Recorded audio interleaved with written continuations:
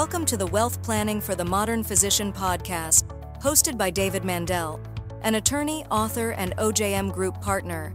We share real-world financial lessons from physicians and insights from experts to impact your bottom line. Check the show notes to get a free copy of our newest book, Wealth Strategies for Today's Physician. Now, over to David. Hi, folks. Dave Mandell, host of the podcast. Thanks for joining us by audio or on our YouTube channel on video, watching us. Yep, we've got two great and beautiful guests with us.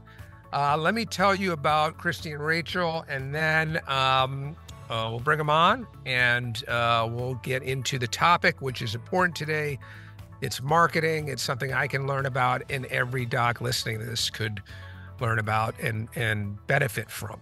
So, Kristy LaGourgue is a marketing consultant and boutique agency owner of Agency MCS Marketing Creative Solutions, and has an online course for teaching practitioners how to show up online called Building Your Beauty Brand. Obviously, she does a lot of work. I think they both do in the aesthetic space, and we'll talk about that. She specializes in helping both growth-oriented aesthetic clinics and solo practitioners how to effectively market themselves as the go-to experts in their field. She's known as the secret weapon. I'm not going to comment on that, and help launch new clinics and positions the practitioners behind the brands as thought leaders in their industry. Rachel Varga is a double board certified aesthetic nurse specialist since 2011 and has worked with thousands of patients in a clinic setting. She's going to tell me, based on a video, what I could use. Performed thousands of rejuvenation procedures and hosted over 400 interviews with leaders in health, technology, and wellness optimization. She has built an online following and an online business called the School of Radiance. I like that. Teaching people how to do the right things at home, merging aesthetics, wellness, and biohacking. So with that, Kristy and Rachel, welcome to the program. Great to be here. Thank you for having us. Radiance. I like that word. I haven't used it in a while. That's a good one. It's the je ne sais quoi. It's the energy you put out there. It's going to stick with me. I'm going to start using that more often. So, before we sort of broaden this, tell me, obviously you both do a fair amount of work in aesthetics and that kind of thing. So in the practices and the med spas that you specifically deal with on a day-to-day basis, what are some things and some mistakes that you commonly see docs making in terms of marketing? So typically we find that there's three big mistakes that most service-based providers make. So whether you are in aesthetics, dentistry, or even a service-based provider in any capacity, the same mistakes are always present. It's number one, no marketing or very little online presence. Number two is piecemealing the marketing, trying a little bit of this, a little bit of that, hoping something's going to stick. Or mistake number three is not understanding how it all works together to really drive that steady patient flow to your practice month over month. So this might look like hiring an agency that doesn't really know you or your brand, or hasn't really brought the brand through the marketing properly, because the branding has to start with you if you are a service-based provider in any capacity. Got it. Rachel, comments, thoughts on that? Yeah, I feel like one of the biggest mistakes that practitioners make, myself having moved, obviously been in the practitioner space since 2011 to then showing up online, is just don't feel ready. And I think this can really relate to anything in business, that imposter syndrome. You have to kind of get out of your comfort zone and grow a little bit. And to really do the marketing right in the way that Kristy has just identified Rockstar Clinics doing, is who's in the clinic really does have to be front and center for the brand, because people fall in love with people, not brands. So it's getting out of the comfort zone, learning these new skills. And then, of course, what Kristy just mentioned, the strategy of tying those three layers together is what makes it all work together. So, the thing that jumped out to me, I mean, obviously people who don't do any marketing, and there's some docs, listening or watching are probably saying, it's just not what I need to do. Maybe they're an interventional cardiologist and all they do is like stents and they just get, calls from the medical, from the hospital and this and that, and or their partners. And, there's some who don't. But, we had a very good speaker, a very good guest on, and I was trying to look for it. Season 1, I believe, is Michael Ast from Hospital of Special Surgery. And I wanted him on because he talked about branding for any doc starting out their practice, that you want to be known as someone who does a good job, who's, has good, patient care, et cetera, because you might get referrals that way. And if that's all that marketing is just getting referrals of good patients, that could be all you need, right? You don't need to have a podcast and all this kind of stuff, but you still got to think through marketing. The other thing that stood out to me, and I think it's pretty common in all businesses, is the error of the second thing you identified, which is the piecemeal. And sometimes we've even had that problem at OJM Group. I think we're more marketing focused than a lot of wealth planning firms. Some people have said we are rock stars in our space because they don't have podcasts and write books and do all that kind of stuff. They just, manage assets for clients, and that's fine. They're good at what they do, but they're not doing what we're doing. And when they start marketing, and even us, it's like, oh, we did an ad here for a couple months, and then we didn't get anything, so we stopped, or we did this for a couple months and stopped. And everything I know about marketing is you can't do that. You can't do things for a little while and just stop. You really have to decide beforehand how long that cycle is to expect a return and stick with it and not judge things too early, not, I guess, give up even on a particular tactic. Is that something you've seen, Kristy and Rachel, that people have done? You go ahead, Rachel. Yeah, they give up too soon. They get in their own way. They think, oh my goodness, I'm going to say the wrong things. My colleagues are going to laugh at me. I'll be the first to tell you that some of the best practitioners that I know, surgeons, when they started to show up online, something really interesting started to happen, David. They were able to then make extra money speaking on stages and being in a consulting contractor capacity for various different companies. And this is actually what I do behind the scenes as well. That actually pays even more than what I do clinically. So it's sort of like we tend to see marketing as social media, light, fluffy, maybe younger generation to a degree. But what we don't think about is really what's possible down the line. You mentioned a book, speaking types of things. It's really getting also, that validation and accolade from your colleagues in the space too, that to then position you even further, which might open up the gates for different opportunities on boards and business development deals as well. So the social stuff can seem a little, little young, things like that, but it really does. There's a lot of power to it. And essentially showing up online becomes your speaking reel for these different companies. It's almost like your social media presence and profile these days is like your resume, if you will. I know we have LinkedIn and the traditional resumes, but who you are online, like say, for example, you're looking to connect and do something with someone. If you can't find anything online about them, there could be maybe not a good reason about that as well. So it's the social presence is actually very far reaching and powerful in ways that you might not have thought about, David. I'm curious. Yeah. What are your thoughts on that?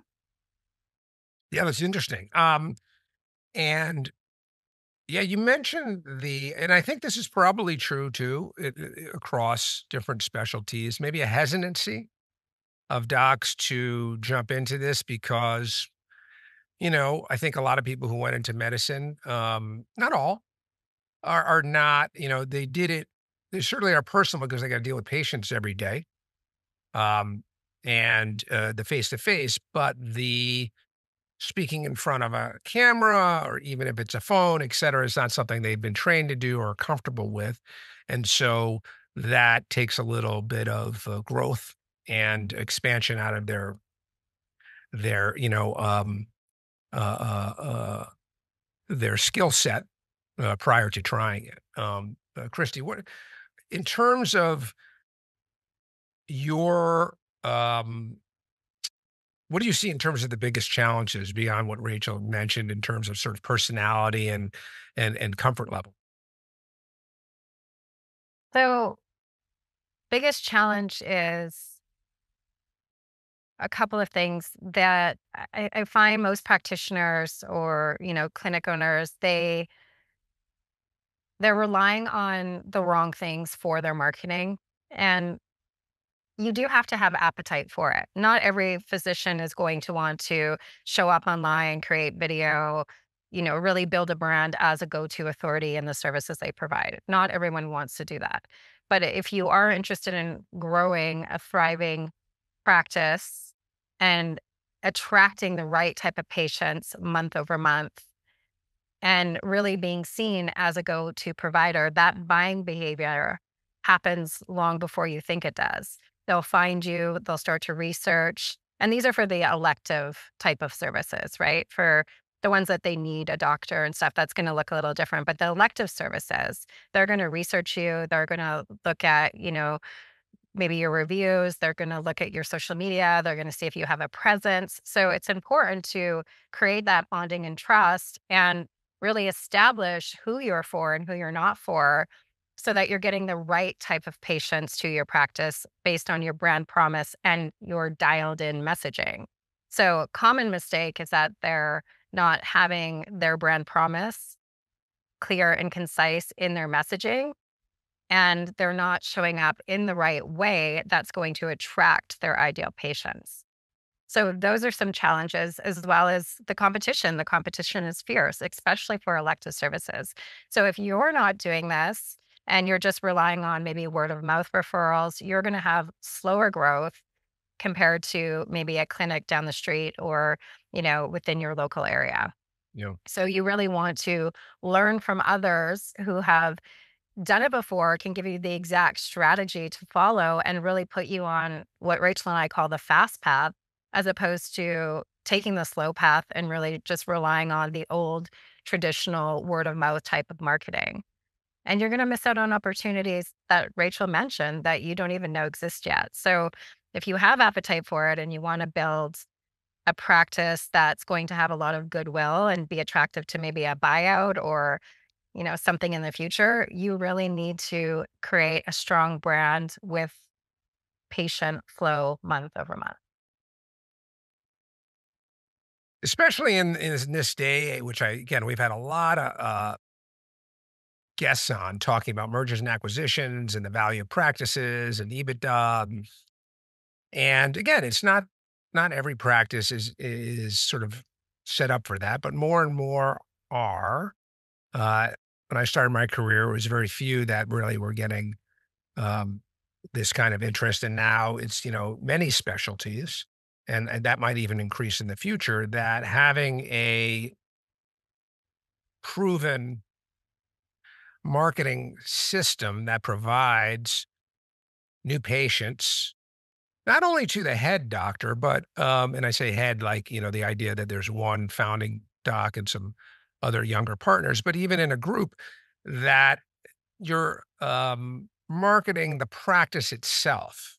So it might, and like you might, if you're listening or watching, you might be a doc in let's say a group gastroenterology practice, and you're busy. You really can't take any more patients. So it's not about growth for you, but you have other partners who aren't that busy. And there's the idea of marketing the practice so that everybody gets there. And eventually when everyone's so busy, then you hire someone else. That's kind of to some degree, the law firm model, the other, the wealth planning model is that you have partners who kind of have their own practices. They may be working together, but not all of them are as busy as they're not all equally as busy. They're not all equally as profitable. They're not all equally as um, generating the same revenue. So even, I think I guess what I'm saying is even in a group practice where there's some of the professionals, some of the physicians or the dentists are kind of at capacity and they don't really want to or can't grow anymore, It doesn't mean that all of the docs in that practice, or especially you're thinking about hiring someone new, you want to get them busy as soon as possible. Um, so There's that's also another layer. Sorry to jump in here, go but go yeah. it's worthwhile sharing this. So say for example, one of my colleagues is a neurosurgeon and he just started, well, no, he's been doing this forever, but exosomes, stem cells, like these are kind of new things. These are sometimes private pay or people have insurance.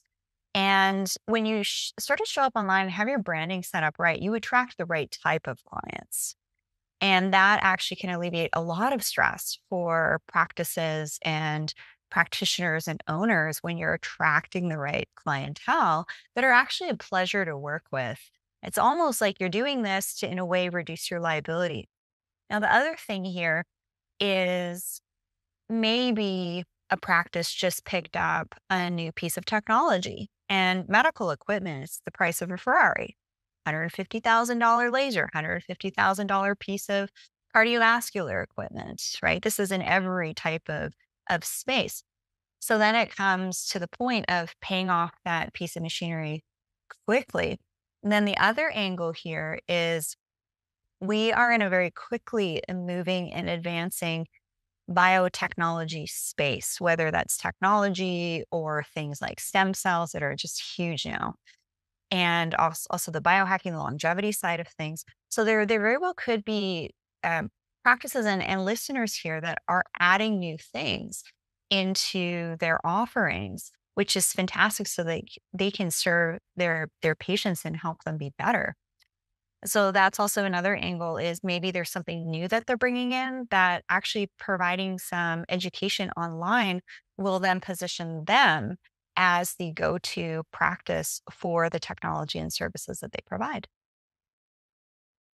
Yeah, we've had some guests on here. In fact, I think earlier this season, those of you watching or listening, I talking about cash-based practices. We had last year, we had Jonathan Kaplan, who's a plastic surgeon, talking about adding in a weight loss um, element to a practice. So, even I think to your point, it could be something where you're not really essentially, well, you may want to get more clients or more patients, but the goal may be actually to just get different patients, meaning more cash based, more concierge, more patients to use a particular piece of equipment or technology that you're integrating. So you're not, going to be, you're going to be kind of target marketing. Let's say a cardiologist, like my brother might say, I got enough cardiology patients. I want some more concierge patients. I want some more weight loss patients. I want some more, uh, uh, sort of like biohacking or, or lifestyle medicine patients. And I want to use marketing to increase that. I don't really need any more like patients just need statins and all of that. So that's something that you folks see and help clients with quite often. This is the future. Concierge medicine, adding the biohacking, all that stuff. Not to mention, when someone's been doing something for the same thing for 10, 20 years, it's kind of fun to breathe new life into the practice Yeah. and a new skill set and serve your patients in even deeper ways than you could have based on research and tech 10, 20 years ago. Hey, maybe after 20 years in practice, you start a podcast. Who knows? You get bored like me. No, I wasn't bored. I'm kidding. But um, so let's talk about branding for a second. Okay. How do you start? Let's say, Kristy, if you're starting with a new doc, helping them create their brand, find their brand, even define what it is they are, other than Joe Smith, MD, or Rachel Smith, MD. How do they do that? Well, the first thing is looking at who are they as a practitioner, as a physician. What do they want to do? What type of patients do they want to serve? What is their, what we call your unique value proposition? Where do you fit in the market? Where are the gaps? What do you fill? Maybe you set your own bar.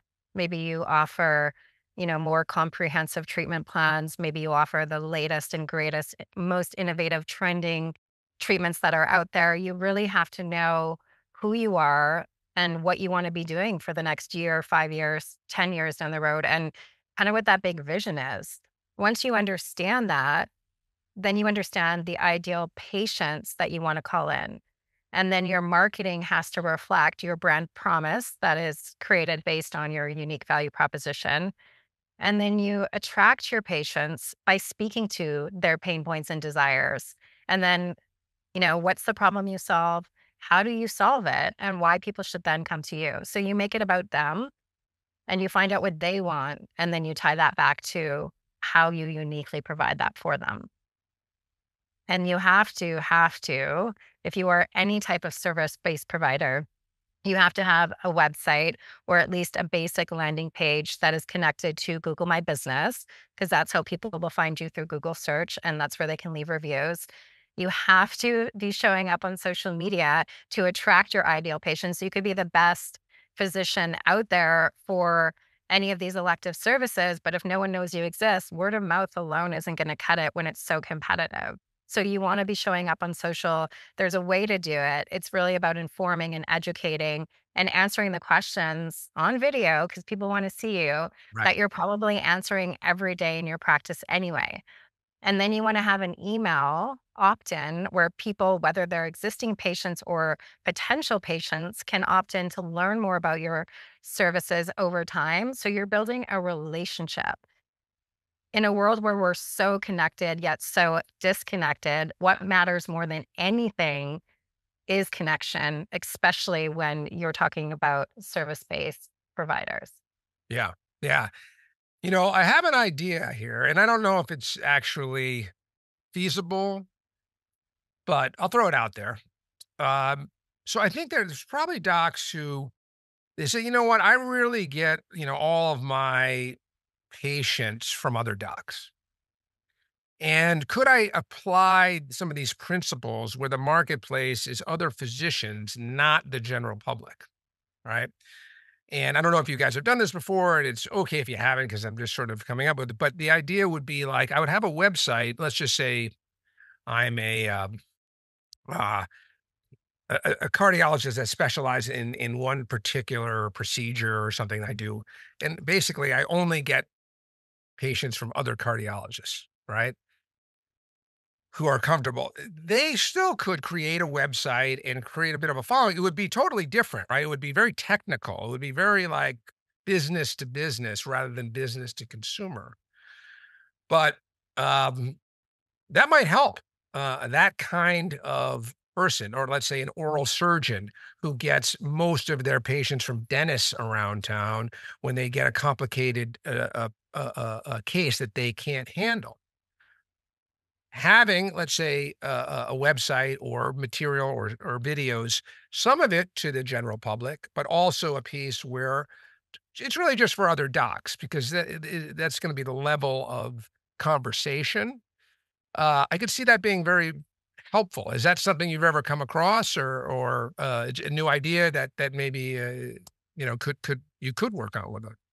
Well, Uh, absolutely. And Rachel herself gets approached all the time by the companies that sell the lasers, the injectables, to be a KOL, a key opinion leader for them because they find her online. They see her showing up and then they, go through the interview process with her and do all the things that they need to do. But that's how they find her. And by her showing up as a go to expert and then knowing the new things that are coming out with biohacking and wellness and all the things that she does, that's how that's why they want to also work with her because she can already prove that she can talk on a stage or that she knows how to speak properly or she knows what she's talking about. So absolutely. It might be a little bit more strategic in as far as how you're doing the advertising. Maybe it's more of a LinkedIn play, but it's still relationship based. It's still about providing the value and positioning yourself as a go-to authority and the things that you're doing in your practice every day anyway. right. And it's not just speaking, showing up on stages. It's like medical faculty Mhm. position. Yeah. Like this isn't just light stuff. Like this is, the big boy situation over here. You just don't know what's possible. And the other thing, as I was hearing you speak, David, I had an idea, and I was actually thinking of something that I've seen work for a number of my colleagues that can actually make their practice life easier. And I'm thinking about one of my colleagues, Dr. Evans. He helps people with fatigue, and he does this through group coaching, through video trainings. And his business generates over seven figures just from that alone. So that's kind of like an add on to what he's already doing in his practice. And this could apply to different practices that are, say, for example, doing weight loss, nutrition, hormones, fatigue, anything and everything. So you just don't know kind of what's possible until you start to go down this path. Right. Yeah, I agree. So what would you talk let's just say, somebody's, starting a practice, okay? We have some young docs on here, or maybe they're kind of a doc, like an ER physicians who get burned out, and they say, "Okay, what am I gonna do with the next phase of my career? I wanna do something. I'm board certified, I'm licensed, I wanna help patients, but I can't do the ER anymore. That's just, too tough. It's a young person's game." So, how do you start? What do you tell docs who are starting a practice, to think about marketing and to help them?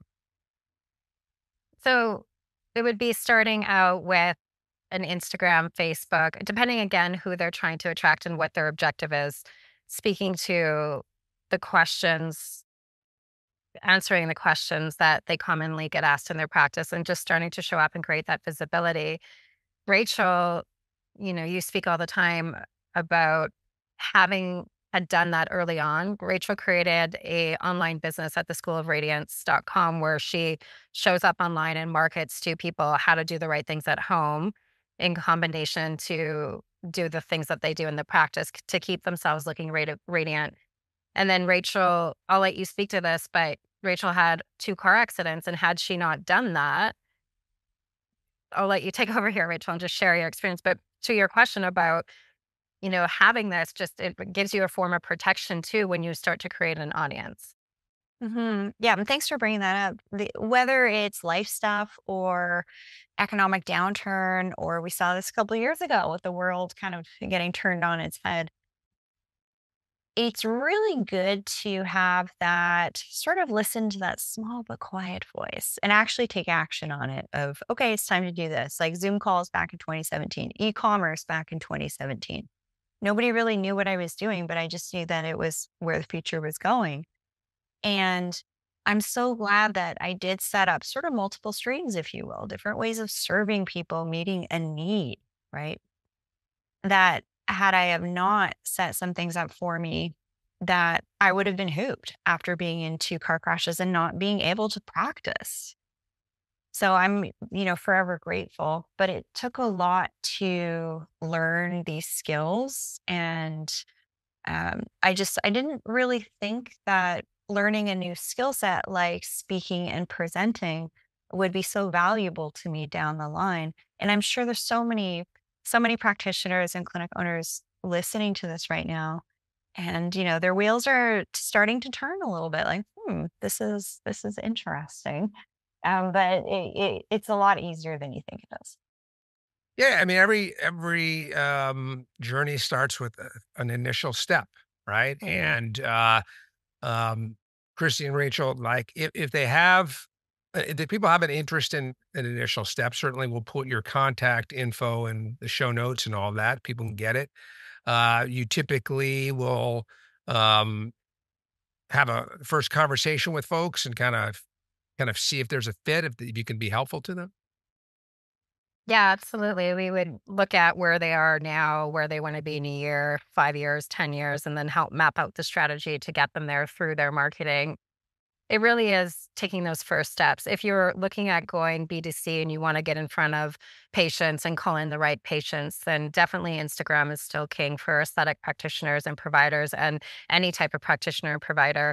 I just niched into aesthetics because that just became something that I decided to do years ago, but the same strategy applies whether you're an aesthetic practitioner, a holistic practitioner, a dentist, even elective private medical. It's putting yourself out there, showing potential patients that these are the way that you do things. This is your brand promise.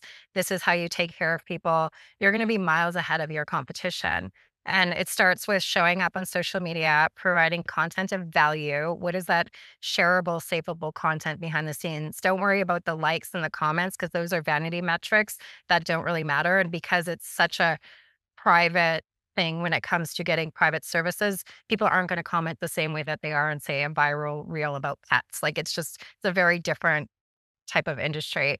You're looking for really just providing value. And if you are sharing common questions about the industry, your thoughts on maybe a new trend, just really showing up on video so that people can see you and then answering the questions, that's going to be the first way to start. And then having a landing page with a website that people can find you on Google, connected to your social, and then somewhere they can opt in to get more information about you, where you're going to be sending them at least a monthly emailer where you're staying top of mind with them for that brand awareness. It's really important to do that. So if anyone does want any information or they want to book a call with Rachel and I, they can go to buildingyourbeautybrand.com and you'll find all the information that you need on how to work with us. We typically have online trainings that come up that walk you through our 4-step strategy of how to create that authority and visibility, whether you're an aesthetic practitioner or any practitioner, any type of physician. It really is the same strategy. Last comment from you, Rachel? Yeah, Kristy's a boss. She's helped a number of clinics sell their practices with actually within just a couple of years of Yeah. rolling out the right strategy. Kristy's also well networked with the companies that actually buy clinics and are looking for desirable clinics to buy. And from some of our conversations, those are, standard medical clinics. There's also the med spa clinics that are then now getting into more of the longevity. They're very appealing to buyers because people are wanting to diversify their portfolio. And so if you do have a clinic of some sort, it's good to think long term. Sell your business, retire. That could buy 10 years of your life, as what Kristy's docs that she's helped sell his practice says Right. routinely. The other thing that I do want to mention is when you are on this journey and you're looking to maybe mix things up a little bit, you've worked with the marketing team in the past, nothing really landed. I've actually had the privilege since about 2018 of mentoring with and from the biggest names in the health space. If I said their names right now, you would know all of them. And we're all doing this. And when it comes to concierge medicine, if there's somebody, say, for example, you're listening to this and you kind of are aware of someone who's charging top dollar for concierge medicine and is offering a great service, they probably have a social media profile, which is how you heard about them, which then puts them in a higher regard in your mind as, oh, that's a great model. I should be doing concierge medicine. So we don't think about these things of really just the power of social media and showing up that it can have on your business, but also your personal satisfaction of maybe expanding what you do, adding new things, teaching an old dog new tricks. It can be really great. And Kristy and I also have a podcast, the Building Your Beauty Brand podcast. That's brand new. I've been in the podcasting space for a long time. It's a fantastic way to learn and share ideas. And we'd love to have you on the show, David, as well, because this is how podcasting is a brilliant way to also get yourself out there. It's one of the biggest ways that I've grown what I do as well with my other one. And yeah, just really grateful to be here and share these insights. They're pretty much on the leading edge. Not enough people are really talking about the importance of this, but also in a way that you can sort of grasp the power it can have in transforming your life, your business, and of course, having more time to do the things that you love that are fun. And that all sounds good. I think as I wrap up today, I think for the docs watching and listening, those are those in the aesthetic space. They may know Kristy and Rachel already, this, but and if they don't, they've heard these topics because aesthetics is out in front on this when it comes to marketing and the importance of branding and all of that. And I say this as someone who's spoken at all the conferences. And, when I go to aesthetic conferences, that's all, it's a big part of it. When I go to an orthopedic conference, not so much. Yet, orthopedic practices are being consolidated. There's M&A in orthopedics. There's same in dental. There's same in lots of different specialties today, ophthalmology, et cetera. And all of those areas, there are patients who are paying cash for some procedures. They want to see certain docs and not others. They're traveling to see those physicians. And there's technology that are changing those specialties to offer treatments that can help patients where insurance is behind, right? So even if the motivation is, I want to get the word out on things that really help patients that insurance isn't paying for, marketing's a big part of that. And for the young docs watching and listening, I think there's investing in yourself and your own brand, like Dr. Ass talked about from HSS in season 1, is so important because it's the only person you can really rely on, right? I mean, there's hospitals, there's health systems, there's a lot of insurers. They're not always on the side of you as a physician. And if you can build a following and build an expertise, that will help you no matter where you go. And no matter where your career takes you and wherever you want it to take you. And you might have been trained in traditional orthopedics, but you want to do stuff that's not so traditional. You don't want to do surgery more. You want to do other things. If you have a following, you have a brand, you can be successful in doing that. So, Kristy, Rachel, thank you so much for being on. It was really valuable. We'll make sure people have all their info in the show notes. For those of you listening and watching, thank you. Tell your colleagues about us. If you're inspired, give me a 5-star review, 5-star, and give some comments. We appreciate you guys tuning in, and in 2 weeks we'll have another episode. So thank you all for watching and or listening. Thanks, Kristy and Rachel. Thanks for having me. Thanks so much. The Wealth Planning for the Modern Physician podcast is brought to you by OJM Group, a multidisciplinary wealth management firm dedicated to helping physicians build and preserve their wealth while reducing taxes. Episodes from previous seasons are available on Apple Podcasts, Spotify, YouTube, and other popular platforms. Podcast listeners can get a free copy of our newest book, Wealth Strategies for Today's Physician. Simply text WPPOD to 844-418-1212 to request your free copy. Be sure to join David every 2 weeks for the newest episode of the Wealth Planning for the Modern Physician podcast. This podcast is being provided for informational purposes only. The ideas and opinions expressed on this show by Mr. Mandell and his guests do not constitute legal, tax, or investment advice or a recommendation of any particular security or strategy, and do not represent the opinions of the underwriters of this programming. Any information prepared from third-party sources is believed to be reliable, though its accuracy is not guaranteed. Opinions expressed in this commentary reflect subjective judgments of the speakers based on conditions at the time of recording and are subject to change without notice. Listeners should seek the input of their own financial, tax, and legal professionals before acting on any of the information provided.